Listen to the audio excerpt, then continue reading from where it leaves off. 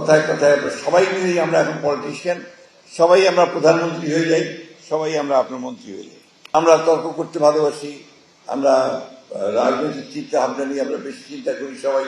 এই যে একটা মানুষ, সে আপনার একটা সাইকেল মেকানিক থেকে এখন স্বশিক্ষিত একজন গবেষক হয়ে একজন বিজ্ঞানী হয়ে গেল, বিদ্যুৎ উৎপাদন করছে সোলার প্যানেল দিয়ে, তার সবকিছু যদি নিজে তৈরি করা, এইটাকে কিন্তু আমাকে কেউ হাইলাইট করে না। আমি বারবার করে ওখানে যারা ছিল রিপোর্টার, তাদের বললাম যে ভাই এগুলো একটু দেবেন তো ভালো করে পত্রিকায়। একটা না দুটো পত্রিকা আসছে, আর কোনো পত্রিকা আসে, এটাই সমস্যা। আমি যে কথা বলছিলাম, আমরা তর্ক করতে ভালোবাসি, আমরা রাজনৈতিক চিন্তা ভাবনা নিয়ে আমরা বেশি চিন্তা করি সবাই। আমাদের একেবারে যে রিক্সা শ্রমিক সেই ভাইটা থেকে শুরু করে আপনার একদম টপে যারা, তারাও রাজনীতির কথা বলে।